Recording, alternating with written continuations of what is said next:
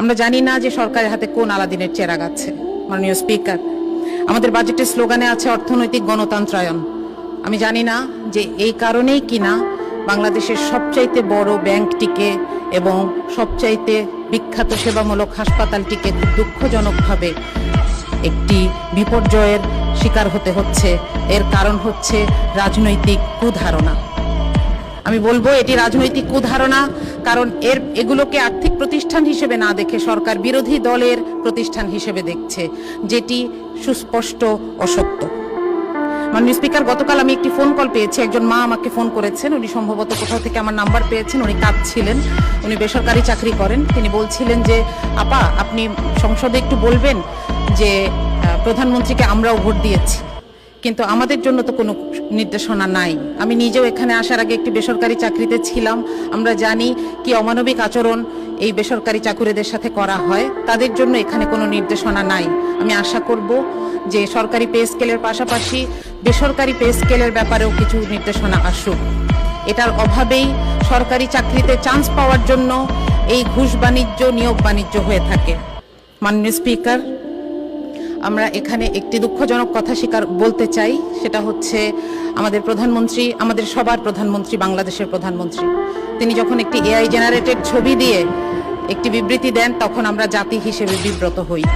আমি আপনাকে অনুরোধ করব, আপনার মাধ্যমে প্রধানমন্ত্রীকে অনুরোধ করব এই ব্যাপারে তাকে যারা ইনফরমেশন দেন তাদের সাথে এই ব্যাপারটি ক্লিয়ার করে নেওয়ার জন্য। মাননীয় স্পিকার, আমি একটু শিক্ষা বাজেট নিয়ে বলতে চাই। আমি একজন শিক্ষক, সেই জায়গা থেকে আমি একটু শিক্ষা বাজেটের ব্যাপারে কথা বলতে চাই। প্রথমত, এখানে 5%-এর একটি কথা বলা হয়েছে যে এটি ধীরে ধীরে অর্জন করার চেষ্টা করা হবে, কিন্তু এটার কোনো টাইম বাউন্ড রোডম্যাপ নাই। দ্বিতীয়ত, আমাদের সমস্যা কিন্তু বরাদ্দে নয়, আমাদের সমস্যা হচ্ছে সক্ষমতায়। আমরা গত বছরের সম্পূরক বাজেট দেখছি, যেখানে 100 টাকা বরাদ্দ ছিল, আমরা হয়তো 97 টাকা খরচ করতে পেরেছি, কিন্তু তারপরেও আমরা আগামী বছর কেন 110 টাকা খরচ করার পরিকল্পনা নিয়েছি, এটা আমার কাছে পরিষ্কার নয়। এখানে কিছু ভুতুরে বরাদ্দ আছে। শিক্ষা মন্ত্রণালয়ের 3টি অংশ মিলে যে বাজেট, সেখানে 14,000 কোটি টাকা বাড়তি চাওয়া হয়েছে। আমরা জানি না এই গ্যাপটা কি দিয়ে পূরণ হবে, অর্থাৎ এই টাকাটি কোথায় খরচ হবে। বাংলাদেশে কওমি শিক্ষার মতন একটি ঐতিহ্যবাহী ধারা নিয়ে বাজেটে কোনো নির্দেশনা নাই। মাননীয় স্পিকার, এই যে বিভিন্ন ধরনের বিভিন্ন ডিসিপ্লিন আছে আমাদের দেশে, সেগুলোর ব্যাপারে সুনির্দিষ্ট নির্দেশনা দরকার বা পলিসি দরকার। যেমন আমাদের বিশ্ববিদ্যালয়গুলোকে বলা দরকার তারা যেন স্বায়ত্তশাসিত হয় এবং নিজেদের পয়সা নিজেরা জোগাড় করে। এটা কোত্থেকে জোগাড় করবে? তাদের গবেষণার মাধ্যমে, মানুষের সমস্যা সমাধানের মাধ্যমে জোগাড় করে, যেভাবে সারা পৃথিবীর বড় বড় ইউনিভার্সিটিগুলো চলছে। আমাদের যদি এখানে আমরা বলি যে আলিয়া মাদ্রাসাকে বলি যে আপনারা মান উন্নয়ন করেন, আমরা আপনাদেরকে এমপিওভুক্ত শিক্ষা প্রতিষ্ঠানগুলোর সমান পয়সা দিব। আমরা যদি বলি যে জাতীয় বিশ্ববিদ্যালয়কে বলি আপনারা এমপ্লয়মেন্ট তৈরি করেন, আপনাদেরকে আমরা ভর্তুকি দিব কিংবা আপনাদেরকে আমরা বরাদ্দ দিব।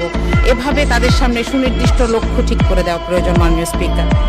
সুতরাং এইখানে শিক্ষা বাজেটে বিশেষ করে আমাদের আরো বেশি স্পেসিফিক এবং বিস্তারিত বাজেটের নির্দেশনা প্রয়োজন।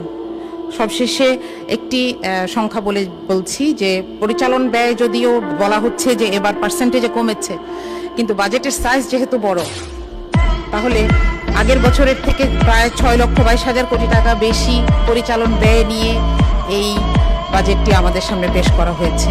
তো এটার ব্যাপারে আসলে এই স্ট্যাটিস্টিক্সগুলোর ব্যাপারে সততা দরকার ছিল, যে পার্সেন্টেজের ক্ষেত্রে কমানো হলেও আসলে এটা টাকার অঙ্কে বেশি। মাননীয় স্পিকার, বাজেট আসলে একটা দেশের মানুষের এবং সরকারের সাথে একটি সামাজিক চুক্তি। সুতরাং এখানে বাস্তবসম্মত, জবাবদিহিমূলক এবং প্রাতিষ্ঠানিক সক্ষমতা প্রয়োজন। মাননীয় স্পিকার, আমি আপনার কাছে আর 1 মিনিট প্রার্থনা করছি। জি প্লিজ, আপনি কন্টিনিউ করেন। 1 মিনিট সময় বরাদ্দ হলো। Thank you. আপনাকে ধন্যবাদ। আমি একটি গল্প বলার জন্য এই 1 মিনিট সময় চেয়ে নিলাম আপনার কাছে। সেটা হচ্ছে একজন দেশের অর্থমন্ত্রী মিস্টার এক্স যেদিন প্রথম অফিস করলেন, তিনি দেখলেন তার টেবিলে 3টা খাম, তিনি এবং উপরে লেখা কোনো সমস্যায় পড়লে এই খামটি খুলবেন। তো খাম নাম্বার 1 খুললেন তিনি। একটা সময় দেখলেন যে খুবই অবস্থা খারাপ, দেশের মানুষের চাহিদা পূরণ করা যাচ্ছে না, অর্থনীতির অবস্থা খারাপ। তিনি খাম খুলে দেখলেন লেখা আগের সরকারকে দায় দিয়ে দিন, এবং তিনি সেটা করলেন। দেখলেন যে সব সমস্যা মোটামুটি মানুষ একটু বুঝেছে। আরো কিছুদিন পরে যখন আবার সমস্যা এরকম বেড়েছে, তিনি দ্বিতীয় খামটা খুললেন, সেখানে লেখা বিরোধী দলকে দায় দিয়ে দিলেন। তো তিনি বিরোধী দলকে দায় দিলেন। আরো কিছুদিন পর যখন দেখলেন যে আর পারা যাচ্ছে না, চলবে না, তখন তিনি তৃতীয় খামটি খুললেন, এখানে লেখা যে আরো 3টি খাম বানান এবং আপনি পদত্যাগ করুন আপনার পরবর্তী অর্থমন্ত্রীর জন্য।